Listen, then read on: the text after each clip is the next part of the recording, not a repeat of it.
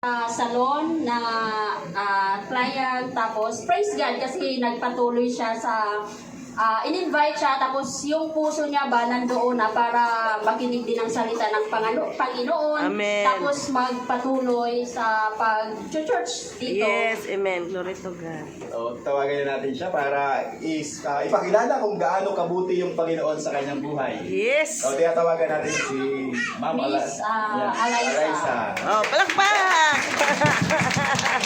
Welcome! Ha? Ayan.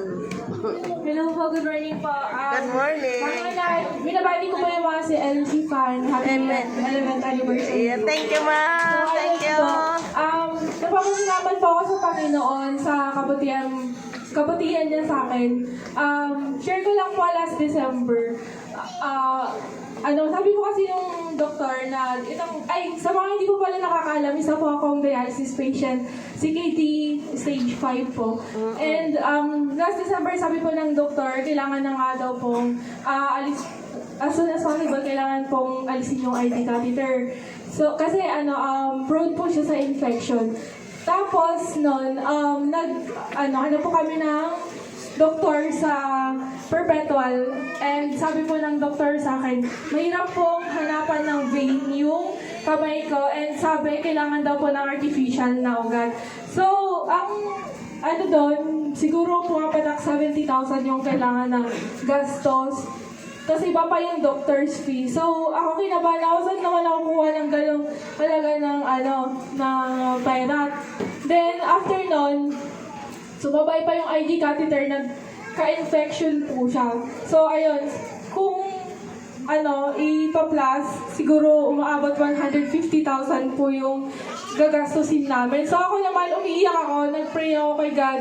Sabi ko, i-help ako sa financial kasi hindi po talaga kaya.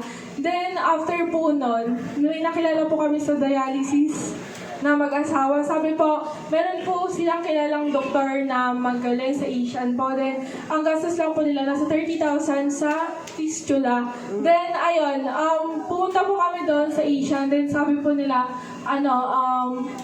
sabi po ng doktor, kinento ko po sa kanya, sabi po ng doktor sa Perpetual na hindi daw po mahanapan ng vein. Then, chinek po ng doktor sa Asian, sabi, meron daw vein dun, nakita siya dito sa may, right hand ko, sabi, pumunta daw ako dun sa LPDH. Siya na nag-offer na dun ako sa LPDH operahan para mas mura daw po yung operation.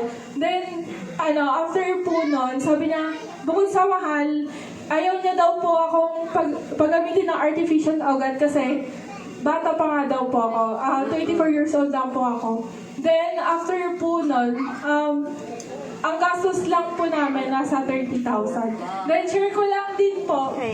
Bukod po doon, kahapon po operation po ng kamay ko sa fistula. Nagtago po yung vein sa right hand. Hindi po siya makita. So, yung centimeter, siguro 1.4 lang. Hindi po talaga nilalaban ng mga doktor yon.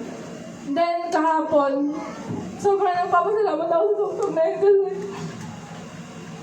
nilaban po na yung 1.4 na hindi po na pinush yung artificial. Nilaban po niya yung 1.4 cm na vein.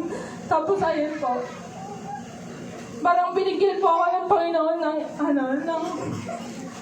ng way para mapagpatuloy yung fistula without artificial na ugat. So, ayun po. Ay, thank you. Tapos, sobrang nagpe-pray din po ako kahapon kasi akala ko hindi na po itutuloy ng doktor yung pag-opera kasi nga po hindi po kaya ng 1.4 cm na yung Mostly, sabi daw po ng mga doktor, kapag 1.4 daw, wag na daw po ilaban kasi hindi nga daw carry. Pero ito, successful po siya. Amen! Amen! Praise God! Ayun, talaga Yung parang na ako yung pressure. pressure na ba? Pero sa Panginoon, walang pressure. Sa Panginoon, the best ang ibibigay. Kaya tinatawagan ko si Sister Ivy para... Wow! Ha? Kala